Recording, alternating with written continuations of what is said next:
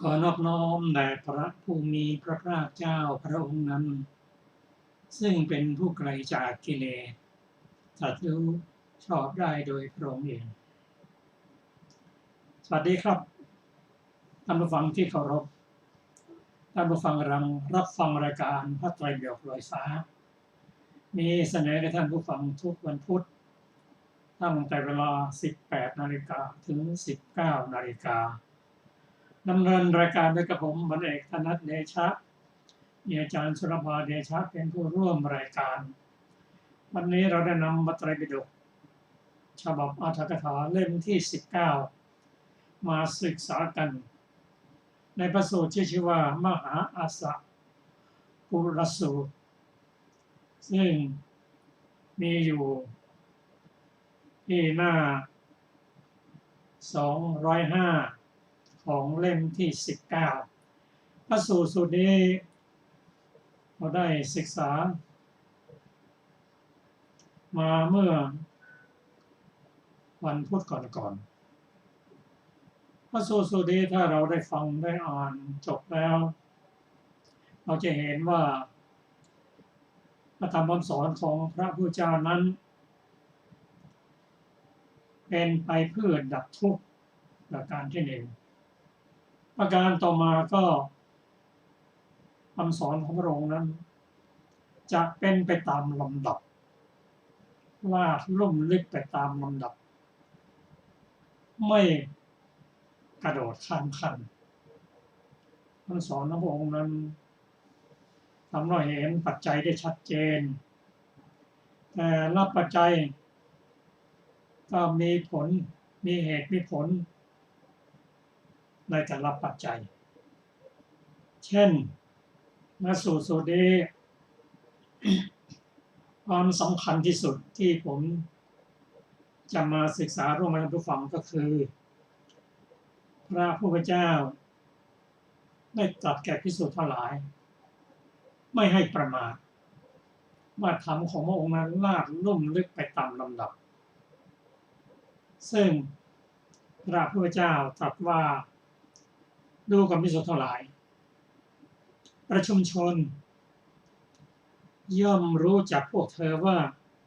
เป็นสมณะก็แหละ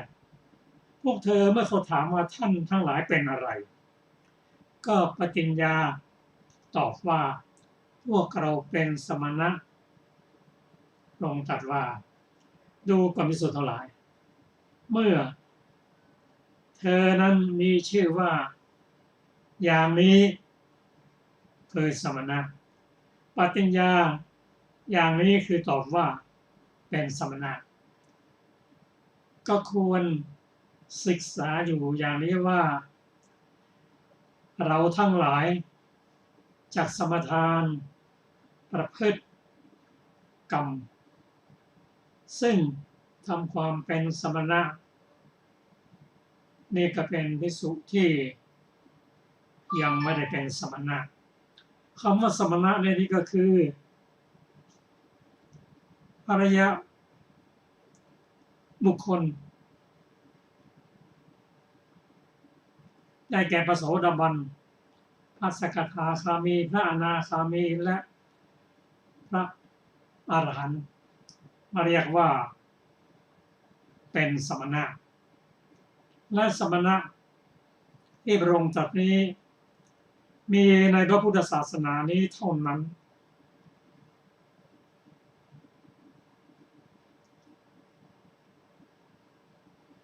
ที่อื่นไม่มีในพุทธศาสนาเท่านั้น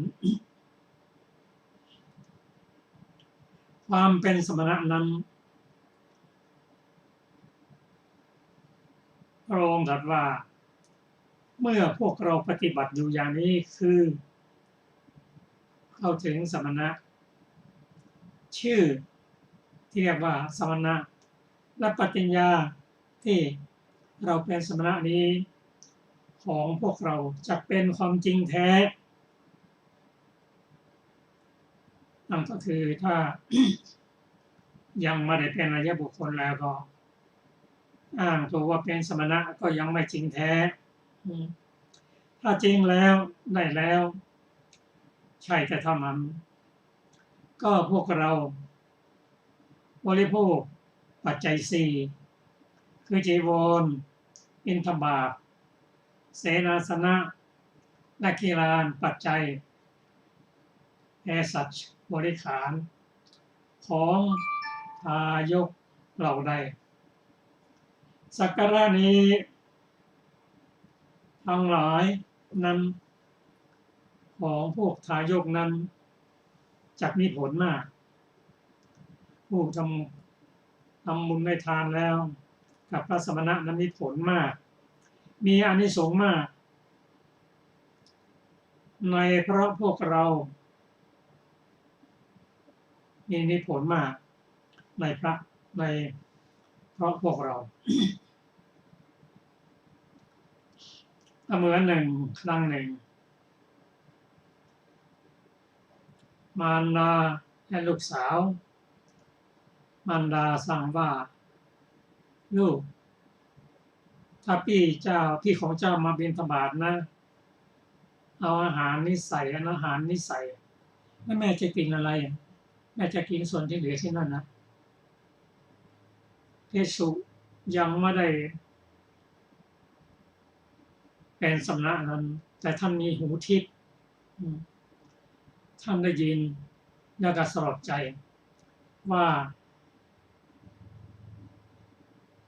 อุบาสิกาและลูกสาวนั้นตั้งใจทำบุญให้เราก็มีอะไรที่จะให้ก็ความสุขเท่านั้นที่จะให้เขาได้แต่ตอนนี้เรายังไม่ได้สำเร็จเลยท่านสลดใจแทนที่จะบิณฑบาตเอาบิณฑบาตนั้นสอดเข้าใจเตียงตราบใดที่เรายังไม่ได้เป็นพระอรหันต์เราจะไม่ออกไปบิณฑบาตในการสั่งสมบารมีมามีความตั้งใจเด็ดเดียวท่านได้เป็นพระอรหันต์ก่อนเวลาจะออกบิณฑบาตท่านบอกว่าโอ้เดี๋ยวนี้เราสบายแล้วสิ่งใดที่อุบาสิกาลูกสาวปรารถนาก็สมปรารถนาท่านออกไปบิณฑบาตลูกสาวของอุบาสิกานั้นเดินรออยู่แล้วพอเห็นหน้าเท่านั้นโอ้วันนี้พี่ชายของเราน่าพองใสนั่นก็แต่มาถึงแกก็เป็นใส่บิณฑบาตให้ถ้าคุณเจ้ากลับไปแล้วอุบาสิกาแม่ของเธอมาถึงเธอใส่บาตรให้พี่ชายได้ยังเรียบร้อยคุณแม่วันนี้ทำหน้าตาผ่องใสผิดปกตินางบอกว่าพี่ชายของเจ้าได้บรรลุธรรมแล้วความปรารถนาอะไรก็จะมีผลมีอานิสงส์มาก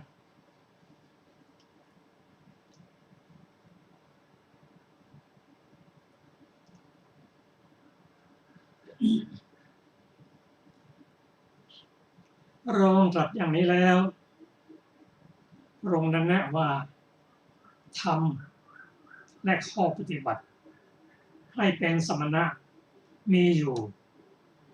ทำให้ความเป็นพราหมณ์เพราะว่าพราหมณ์นี่กับสมณะนั้นหมายมีความหมายอย่างเดียวกันคือผู้ลอยบาปเรียบร้อยแล้วข้อปฏิบัติที่เธอทั้งหลายจะเป็นผู้ปฏิบัติก็ไปตามลำดับคือศีลสมาธิและปัญญาแต่ละขั้นตอนก็มีอานิสงส์มีผลเกิดปัญญาไปตามลำดับเช่นผู้มีศีลบริสุทธิ์ศีลนั้นก็เป็นเหตุเป็นปัจจัยให้เธอไม่ต้องเดือดร้อนใจและศีลนั้นเป็นเครื่องรองรับธรรมะชั้นสูงคือสมาธิและปัญญา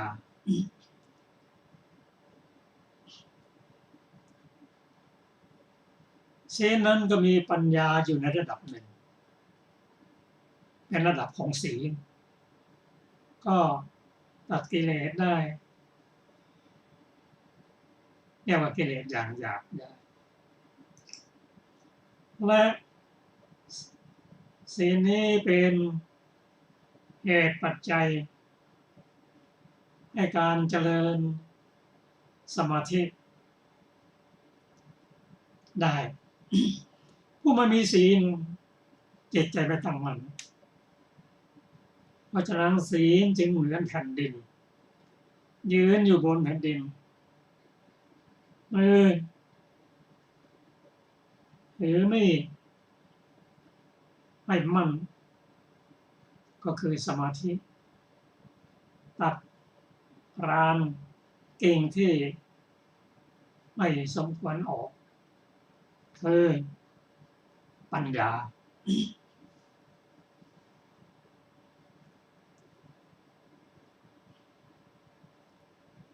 พระองค์ตรัสว่าเธอมีศีลแล้วอย่าคิดว่าเพียงพอแล้วอิริโอตตัปปะมีแล้วกายสมาจารวจีสมาจารมโนสวาจารและอาชีวะบริสุทธิ์พอแล้วพระองค์บอกว่าเราขอเตือนท่านทั้งหลายว่าถ้าเธอคิดว่าอย่างนี้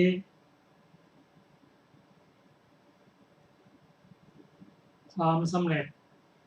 มรรคผลจะเสื่อมไปเพราะข้อปฏิบัติที่สูงจากนี้ยังมีเธออย่าเสื่อมจากมรรคผลเลย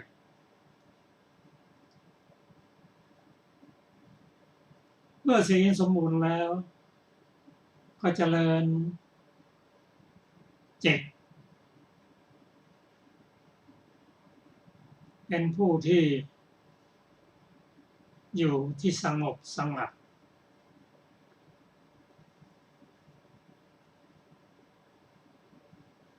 เป็นผู้ที่ มักน้อยสันโดษไม่คลุกคลีปรารภความเพียรกลับจากบิณฑบาตแล้วกลับกรรมฐานแล้วเข้าสู่ที่สงบโคนไม้ร่มไม้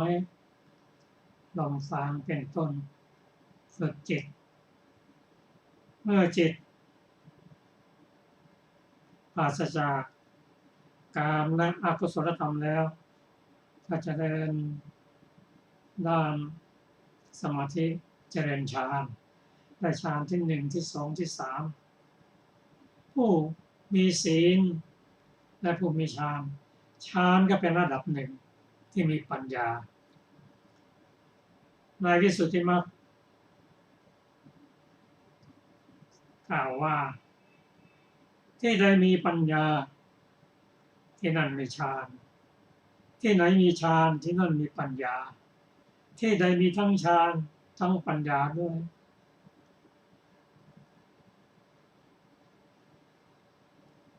ความเป็นสมณะก็ไม่ห่างไกล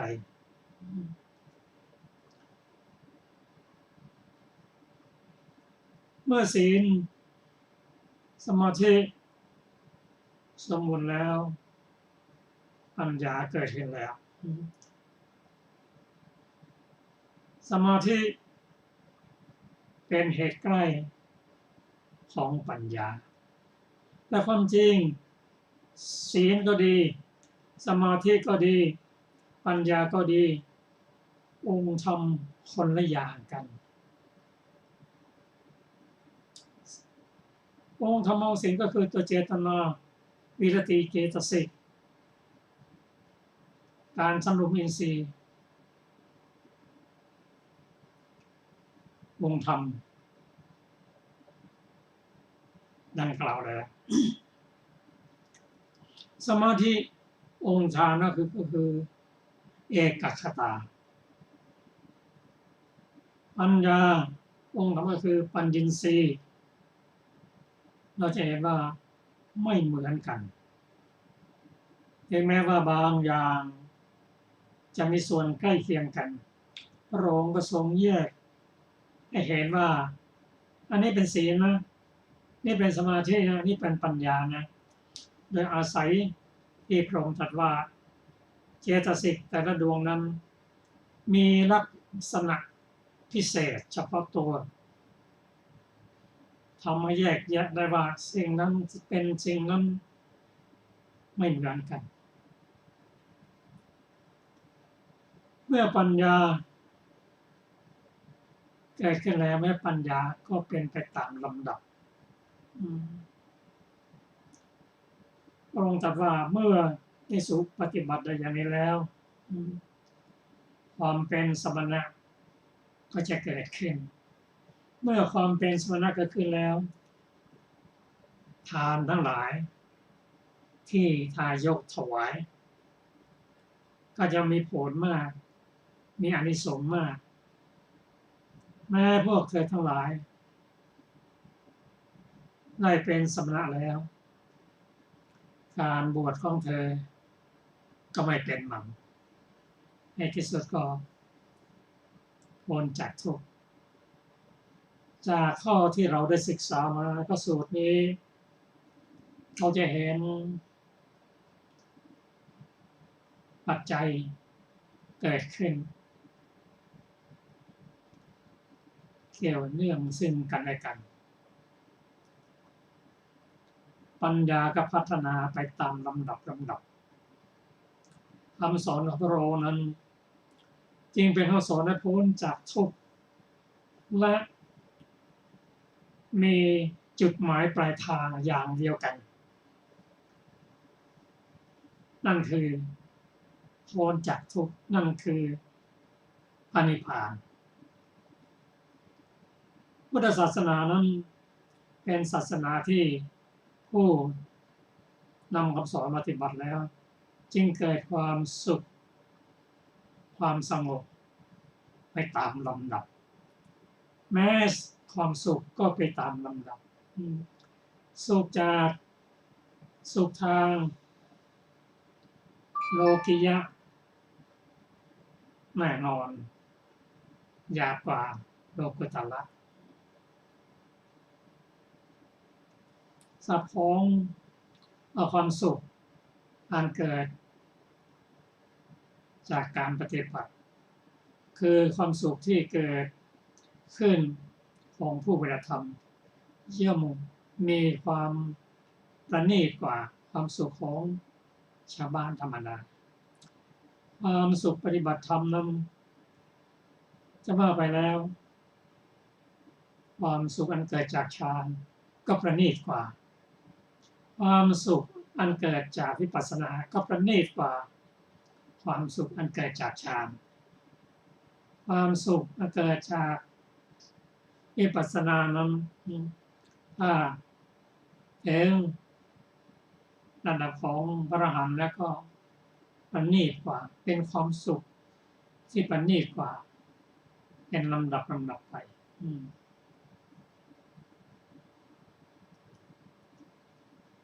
อีกประการหนึ่งทำให้เราได้ทราบผลทราบเรื่องกรรมและให้ผลของกรรมมากขึ้น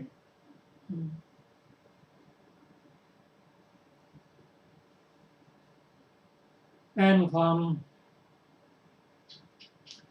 การกระทำที่มีผลกระทำอย่างไรก็มีผลอย่างนั้นบุคคลทำกรรมอย่างใดก็ได้กรรมอย่างนั้นบุคคลเป็นทาสบุคคลเป็น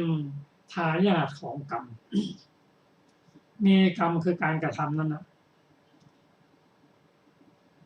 เป็นเผ่าพันธุ์เป็นกำเนิดเป็นที่พึ่งอาศัยและกรรมที่ทำให้นั้นจะแยกประเภทให้เร็วและนี่ต่างกันครับประสูตรส่วนนี้รายละเอียดนั้นเราจะได้ศึกษาร่วมกันต่อไปก็ขอเชิญอาจารย์สุนภาค่ะสวัสดีค่ะท่านผู้ฟังที่เคารพทุกท่านวันนี้เราจะมาต่อในอรรถกถานะคะแม้ในวจีสมาจารภิกษุใดพูดเท็จพูดส่อเสียดพูดคำหยาบพูดเพ้อเจ้อวจีสมาจารของภิกษุนั้นชื่อว่าไม่บริสุทธิ์ก็วจีสมาจารนี้ท่านห้ามไว้โดยเป็นกรรมบทแล้วก็ภิกษุใดเมื่อกล่าวดูหมิ่นด้วยถ้อยคำทั้งหลายมีคำว่าคฤหบดีหรือว่าทาสหรือว่าคนรับใช้เป็นต้นวจีสมาจารของภิกษุนั้นก็ชื่อว่าไม่บริสุทธิ์วจีสมาจารนี้ท่านห้ามไว้โดยเนื่องด้วยสิกขาบท ในสูตรนี้พระผู้มีพระภาคเจ้าไม่ตรัสวจีสมาจารทั้งสองนั้นตรัสแต่ชื่อเป็นธรรมขัดเกลาอย่างยิ่งก็เมื่อภิกษุหนุ่มหรือว่าสามเณรกล่าวว่าข้าแต่ท่านผู้เจริญท่านทั้งหลายเห็นพระอุปัชฌาย์ของพวกกระผมบ้างหรือดังนี้ภิกษุใดแม้มีความประสงค์เพียงหัวเราะกล่าวถ้อยคำเห็นปานนี้อยู่โดยนัยยะเป็นต้นว่าท่านผู้มีอายุทั้งหลายภิกษุณีมากรูปอยู่แล้วในถิ่นนี้พระอุปัชฌาย์ของพวกท่านจักไปช่วยยกห่อใส่ผักขายดังนี้วจีสมาจารของภิกษุนั้นย่อมไม่บริสุทธิ์วจีสมาจารตรงกันข้ามชื่อว่าบริสุทธิ์ในมโนสมาจารภิกษุใดเป็นผู้มีอวิชชามีจิตพยาบาทเป็นผู้มีความเห็นผิดมโนสมาจารของภิกษุนั้นชื่อว่าไม่บริสุทธิ์ก็มโนสมาจารนั้น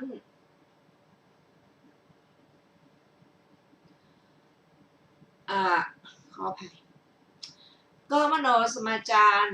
อันเนี้ยท่านห้ามไว้แล้วโดยเป็นกรรมบทก็ภิกษุใดยินดีทองและเงินที่เขาเก็บไว้เพื่อตนมโนสมาจารของภิกษุนั้นชื่อว่าไม่บริสุทธิ์มโนสมาจารแม้นี้ก็ห้ามไว้แล้วโดยเนื่องด้วยสิกขาบทในสูตรนี้ไม่ตรัสถึงมโนสมาจารทั้งสองนั้นโดยตรัสแต่ทำชื่อขัดเกลาอย่างยิ่งภิกษุใดย่อมตรึกถึงกามวิตกหรือพยาบาทวิตกหรือวิหิงสาวิตกมโนสมาจารของภิกษุนั้นชื่อว่าไม่บริสุทธิ์มโนสมาจารที่ตรงกันข้ามชื่อว่าบริสุทธิ์ในอาชีวะภิกษุใดเพราะอาชีวะเป็นเหตุย่อมเลี้ยงชีพด้วยอำนาจอเนสนา21อย่างเช่นทำเวชกรรม รับใช้ข้าฝี การทำน้ำมันทาขา ย่อมหุงน้ำมันเป็นต้น หรือว่าภิกษุใดทำวิญญัติบริโภค อาชีวะของภิกษุนั้นชื่อว่าไม่บริสุทธิ์ ก็อาชีวะอันไม่บริสุทธิ์นี้ตรัสห้ามไว้โดยเนื่องด้วยสิกขาบท ในสูตรนี้พระผู้มีพระภาคเจ้าไม่ตรัสถึงอาชีวะอันไม่บริสุทธิ์ทั้งสอง ได้ตรัสแต่ทำชื่อขัดเกลาอย่างยิ่ง จริงอยู่ภิกษุใดได้ปัจจัยมีเนยใสเนยข้นน้ำมันน้ำผึ้งและน้ำอ้อยเป็นต้นแล้วคิดว่าจากฉันในวันพรุ่งนี้มะรืนนี้ แล้วฉันสิ่งที่ตนสั่งสมไว้ หรือว่าภิกษุใดเห็นช่อสะเดาเป็นต้นแล้วกล่าวกับพวกสามเณรว่าพวกเธอจงเคี้ยวกินช่อสะเดาดังนี้ พวกสามเณรคิดว่าพระเถระอยากจะคิดเคี้ยวกิน จึงทำให้เป็นกัปปิยะแล้วถวายภิกษุกล่าวกับภิกษุหนุ่มหรือสามเณรว่าดูก่อนผู้มีอายุ พวกเธอจงดื่มน้ำดังนี้ภิกษุหนุ่มหรือสามเณรเหล่านั้นคิดว่าพระเถระต้องการจะดื่มน้ำจึงทำน้ำนั้นให้สะอาดแล้วถวายอาชีวะของภิกษุผู้บริโภคน้ำนั้นชื่อว่าไม่บริสุทธิ์อาชีวะตรงกันข้ามชื่อว่าบริสุทธิ์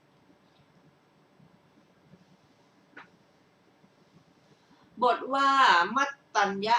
ได้แก่ผู้รู้จักพอดี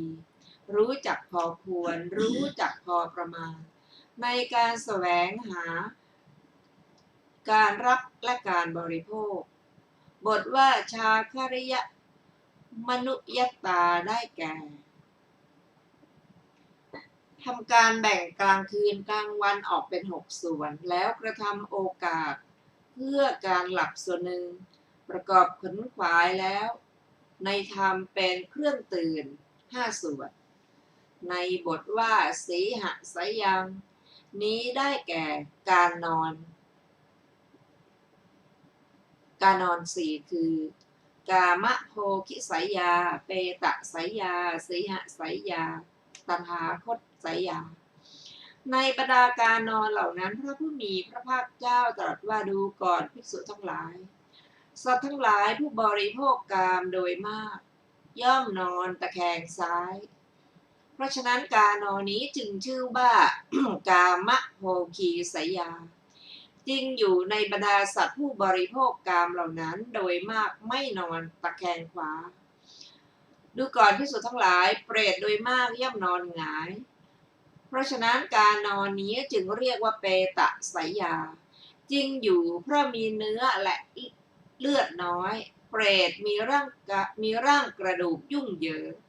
ย่อมไม่นอนตะแคงข้างหนึ่งได้หรือจึงนอนหงายเท่านั้นดูก่อนภิกษุทั้งหลายย่อมไม่อาจนอนตะแคงข้างหนึ่งได้ในระหว่างขาอ่อนแล้วนอนตะแคงข้างขวาเพราะฉะนั้นการนอนนี้จึงเรียกว่าสีหสยาจริงอยู่สีหมิคราชเพราะมากด้วยอำนาจวางสอดเข้าข้างหน้าไว้ในที่หนึ่งวาง2เท้าหลังไว้ที่หนึ่งเอาหางสอดเข้าในระหว่างขาอ่อน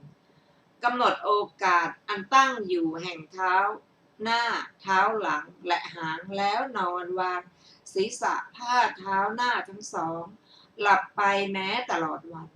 เมื่อตื่นก็ไม่มีการหวาดผวาตื่นยกศีรษะขึ้นแล้วกำหนดโอกาสอันเป็นที่ตั้งแห่งเท้าหน้าเป็นต้นถ้าฐานะอะไรที่ตนตั้งไว้แล้วผิดปกติไป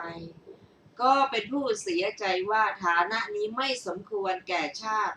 และความเป็นผู้กล้าหาญของท่านดังนี้ก็จะนอนในที่นั้นนั่นแหละไม่ออกไปเพื่อหาอาหารก็ครั้นเมื่อฐานะที่ตนตั้งไว้ไม่ผิดปกติไปก็จะเป็นผู้ร่าเริงพอใจว่าฐานะนี้สมควรแก่ชาติและแก่ความเป็นผู้กล้าหาญของท่านดังนี้ลุกขึ้นแล้วก็เอี้ยวตัวสะบัดขนสร้อยบรรลือสีหน้า3ครั้งแล้วจึงออกไปเพื่อหาอาหารก็การนอนด้วยฌานที่4พระผู้มีพระภาคเจ้าตรัสเรียกว่าตถาคตสยา ในบรรดาการนอนสี่เหล่านั้นการนอนอย่างสีหะมาแล้วในที่นี้ เพราะว่าการนอนนี้ชื่อว่าการนอนอย่างประเสริฐเพราะเป็นอิริยาบถของผู้มากด้วยอำนาจบทว่าปาเทนะปาทังได้แก่เอาเท้าซ้ายทับเท้าขวาบทว่าอุจจาทายะได้แก่วางไว้เหลื่อมกันเล็กหน่อยหนึ่งเพราะว่าข้อเท้ากระทบกับข้อเท้าเข่ากระทบกับเข่าเวทนาย่อมเกิดเนืองๆจิตย่อมไม่สงบการนอนก็ไม่ผาสุกก็ข้อเท้ากับข้อเท้าเข่ากับเข่าย่อมไม่เสียดสีกันโดยประการใดเมื่อวางไว้เหลื่อมโดยประการนั้นเวทนาย่อมไม่เกิดขึ้นจิตย่อมสงบการนอนย่อมผาสุกเพราะฉะนั้นพระผู้มีพระภาคเจ้าจึงตรัสอย่างนั้นบทว่าอภินังโลเกเป็นต้นกล่าวพิจารณาแล้วในจุลหัตถิปทสูตรบทว่าไสยถาปิภิกขเวเป็นอุปมาบรรดาบทเหล่านั้นบทว่าอินนามาทายะได้แก่ถือเอาทรัพย์โดยเสียดอกเบี้ยหรือว่ากู้บทว่าพยันติกรยะได้แก่พึงกระทำให้หมดไปอธิบายว่าพึงใช้คืนไปทั้งหมดบทว่าตัตโตนิทานังได้แก่เหตุแห่งความไม่มีหนี้จริงอยู่บุรุษนั้นเมื่อระลึกว่าเราเป็นผู้ไม่มีหนี้ดังนี้ก็จะได้ความปราโมทย์ถึงความโสมนัสด้วยเหตุนั้นพระผู้มีพระภาคเจ้าจึงตรัสว่าเขาพึงได้ความปราโมทย์พึงถึงความโสมนัสดังนี้ชื่อว่าอาพาธเพราะเกิดเวทนาอันเป็นข้าศึกเพราะตัดอยู่ซึ่งอิริยาบถดุจถูกตัดด้วยเลื่อยเบียดเบียนอยู่อาพาธนั้นมีอยู่แก่บุคคลนั้น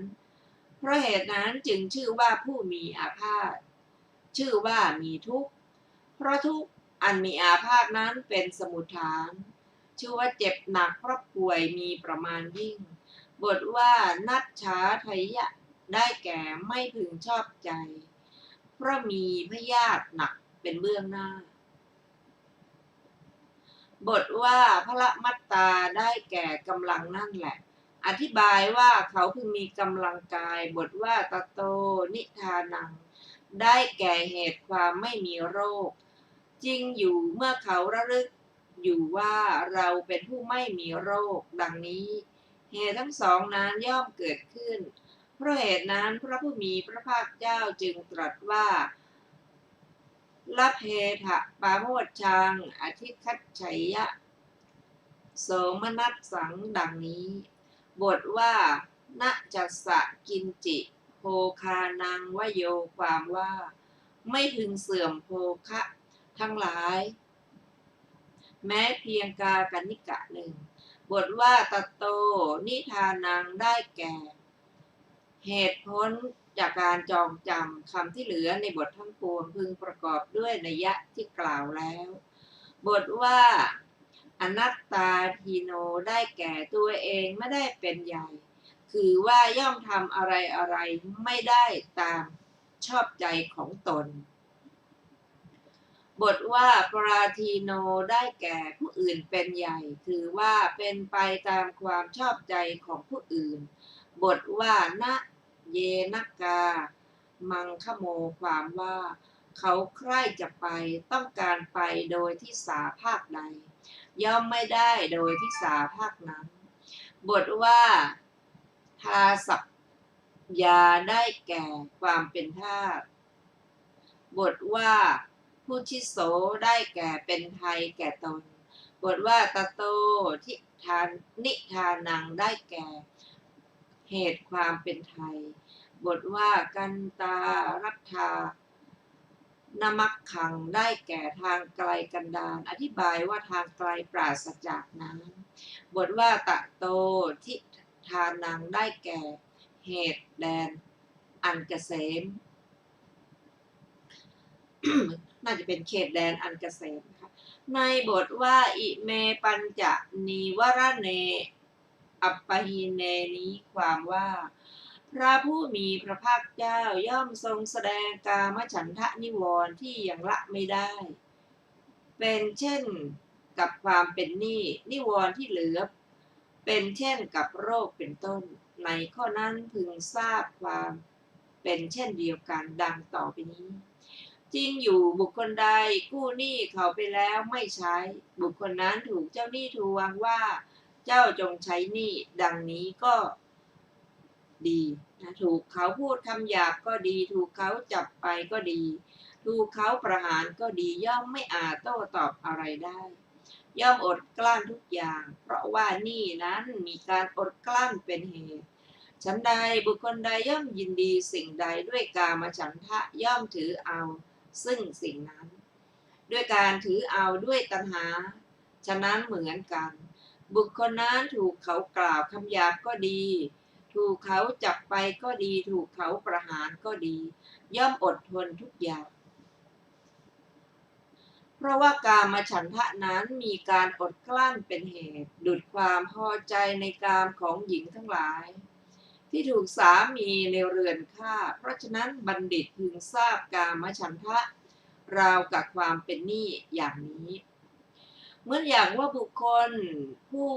กระสับกระส่ายเพราะโรคดีเมื่อใครๆให้วัตถุทั้งหลายมีน้ำผึ้งและน้ำตาลกรวดเป็นต้นก็ย่อมไม่ได้รสแห่งวัตถุเหล่านั้นเพราะความที่ตนกระสับกระส่ายด้วยโรคดีย่อมอาเจียนออกนั่นเชียวเพราะด้วยสำคัญว่ารสขมๆดังนี้ฉันใดบุคคลผู้มีจิตพยาบาทก็ฉันนั้นเหมือนกัน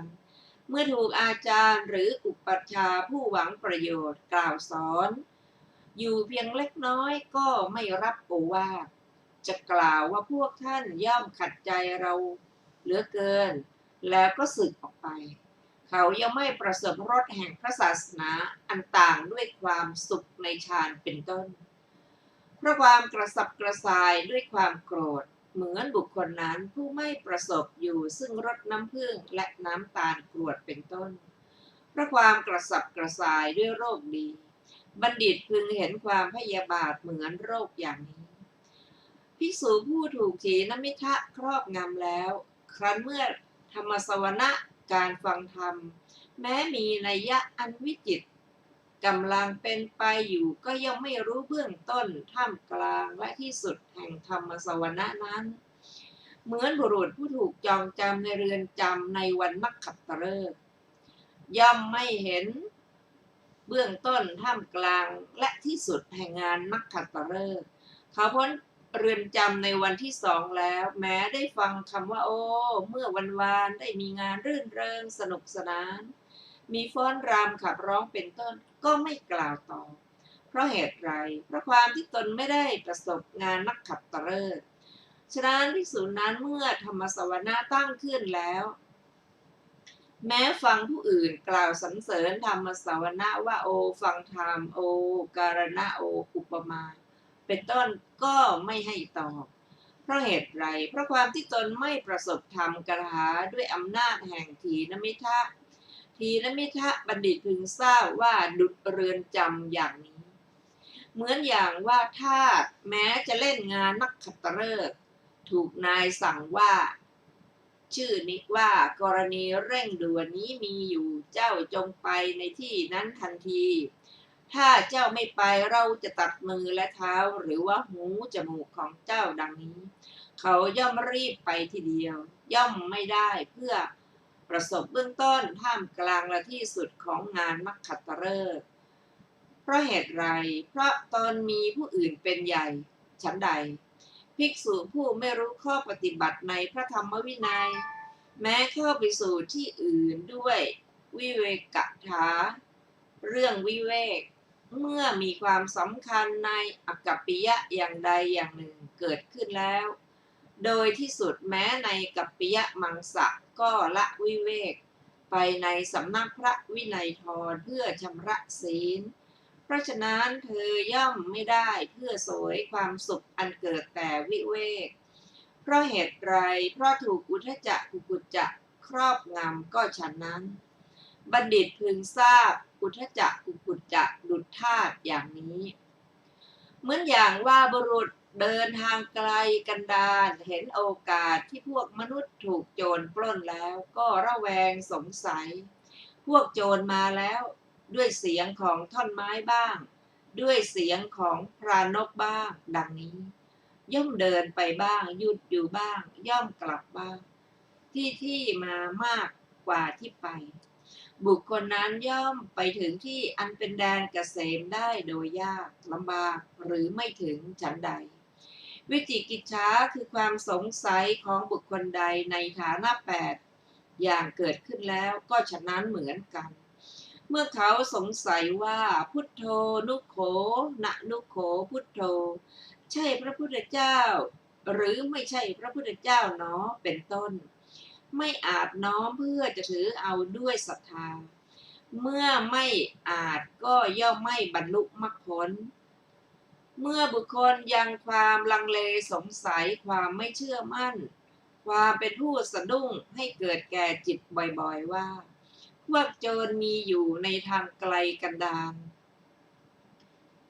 หรือไม่หนอดังนี้ย่อมกระทำอันตรายแก่การถึงที่ปลอดภัยฉันใดแม้วิจิกิจฉาก็ฉันนั้นอย่างความลังเลสงสัยความไม่เชื่อมั่นความสะดุ้งให้เกิดในแก่จิตบ่อยๆโดยในยะว่าพูดโธเป็นต้นย่อมกระทำอันตรายแก่การบรรลุอริยมรรคบัณฑิตพึงทราบดุจบุคคลผู้เดินทางไกลกันดารบัดนี้ในบทว่าสยถาปิภิกขเวอานัญญังนี้พระผู้มีพระภาคเจ้าย่อมทรงแสดงซึ่งกามฉันทะอันละได้แล้วให้เป็นเช่นกับความไม่มีหนี้และซึ่งนิวรณ์ที่เหลืออันภิกษุละได้แล้วให้เป็นเช่นกับความไม่มีโรคเป็นต้นในข้อนั้นความเป็นเช่นเดียวกันพึงทราบดังต่อไปนี้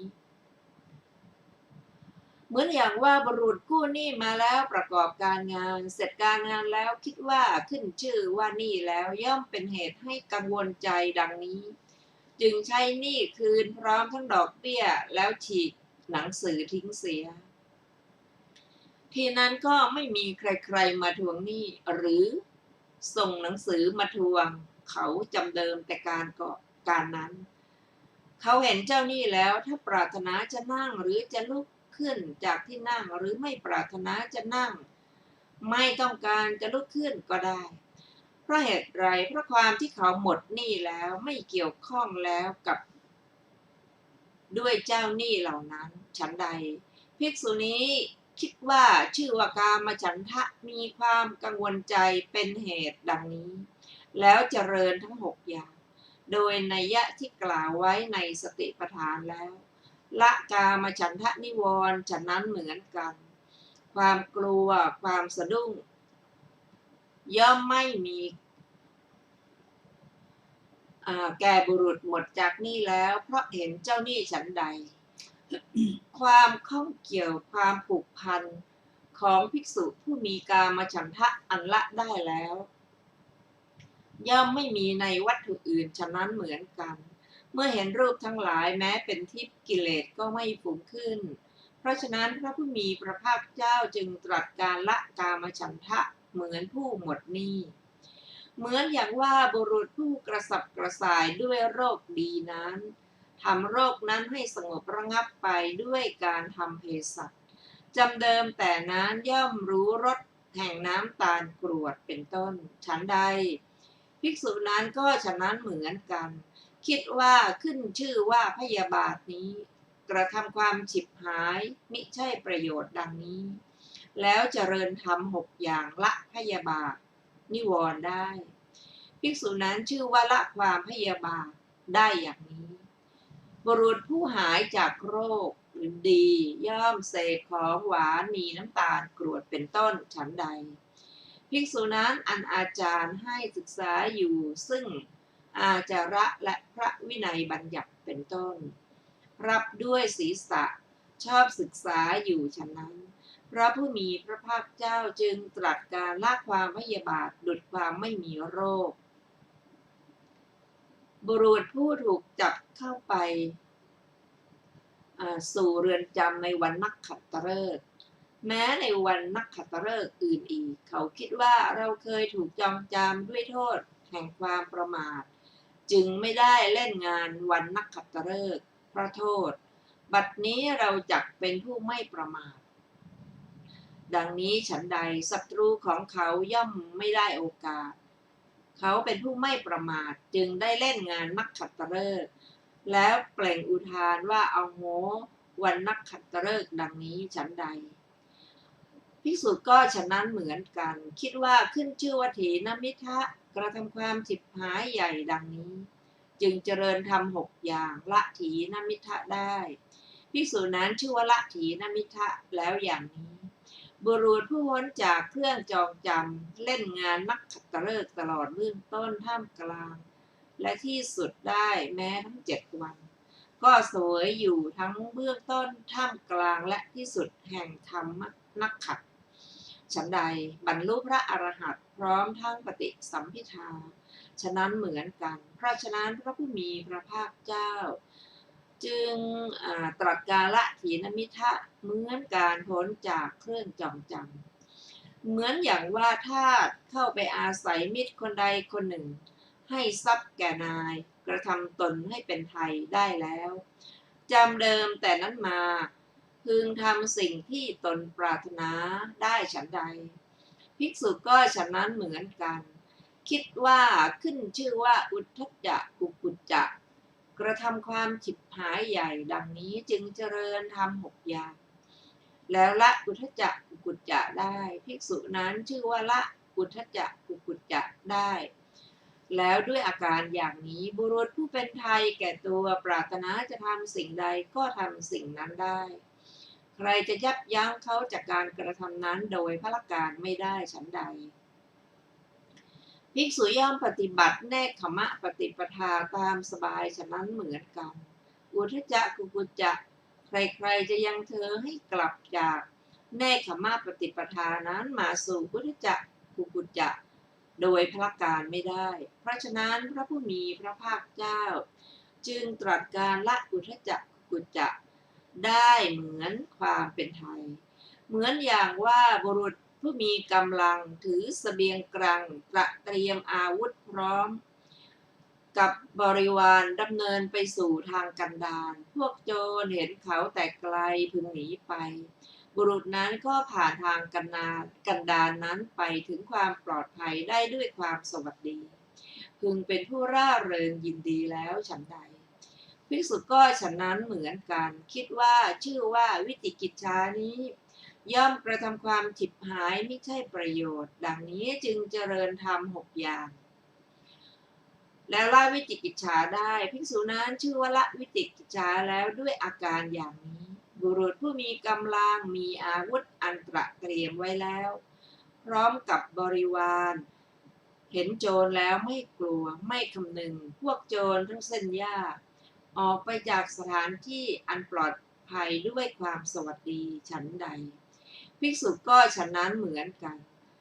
ผ่านพ้นทางกันดารคือทุจริตแล้วถึงอมตะนิพพานอันเกษมอย่างยิ่งเพราะฉะนั้นพระผู้มีพระภาคเจ้าจึงตรัสการละวิจิกิจฉาดุจผู้ที่ถึงสถานที่ปลอดภัยบทว่าอิเมวกายยังได้แก่กรัชกายนี้บทว่าอภิสันเทติได้แก่ทำให้ชุ่มชื่นทำให้สิเนหาคือว่าย่อมกระทำปีติและสุขเป็นไปในกรัชกายทั้งปวงบทว่าปริสันเทติได้แก่ย่อมหลั่งไหลไปโดยรอบบทว่าปริภูเรติได้แก่ย่อมเต็มเหมือนถูกลมเป่าบทว่าปริภารติได้แก่ย่อมถูกต้องโดยรอบบทว่าสภาวะโตกายสะความว่า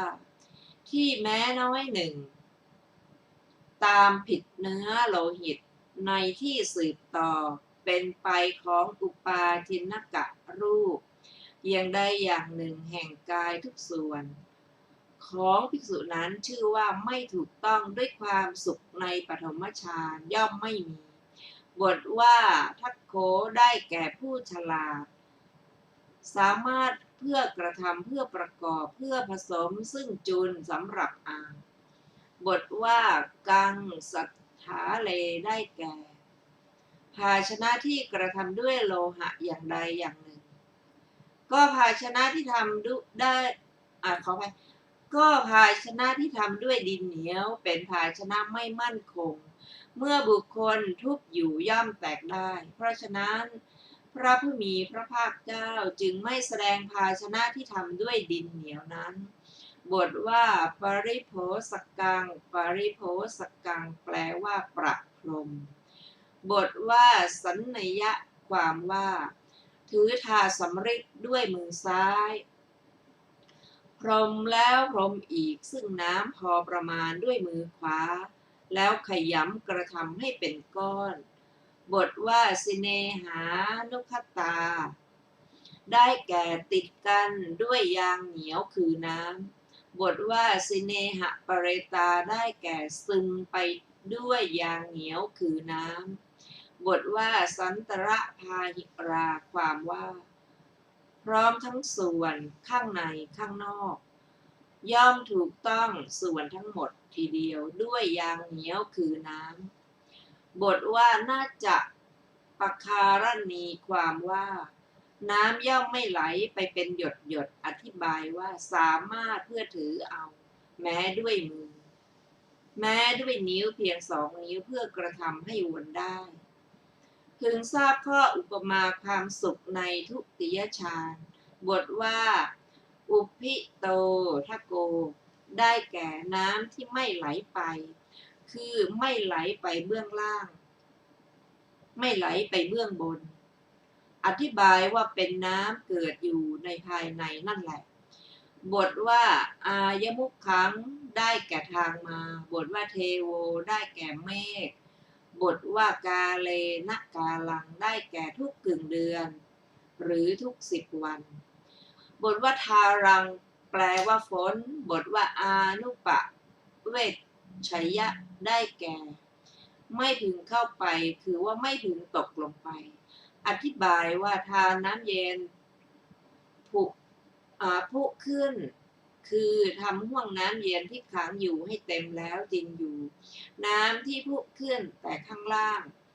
ทำน้ำที่พุขึ้นไม่ให้แตกกระเพื่อมออกไปน้ำที่ไหลเข้าไปโดยที่ทั้งสี่ย่อมกระเพื่อมด้วยใบไม้หญ้าเศษไม้ท่อนไม้เก่าเป็นต้นน้ำย่อมกระเพื่อมเพราะฟองน้ำฝนทาน้ำที่ตกลงมาแต่น้ำสงบนิ่งเกิดขึ้นอยู่ย่อมแผ่ไปสู่ประเทศนี้ย่อมไม่แผ่ไปสู่ประเทศนี้เหมือนเนรมิตไว้ด้วยฤทธิ์เพราะฉะนั้นโอกาสอันน้ำนั้นไม่ถูกต้องแล้วย่อมไม่มีหาไม่ได้ในข้อนั้นกรัชกายเปรียบเหมือนห่วงน้ำความสุขในทุติยฌานเหมือนน้ำคำที่เหลือบัณฑิตพึงทราบโดยนัยยะก่อนท่านผู้ฟังที่เคารพค่ะวันนี้รายการพระไตรปิฎกปลอยฟ้าก็ได้หมดเวลาลงแล้ว ขอขอบพระคุณทุกท่านที่ได้ร่วมศึกษาด้วยกันเราจะมาพบกันใหม่ในวันพุธหน้าเวลาเดียวกันนี้ขอมีความสุขสวัสดีเจริญในธรรมยิ่งวันนี้สวัสดีค่ะสวัสดีครับ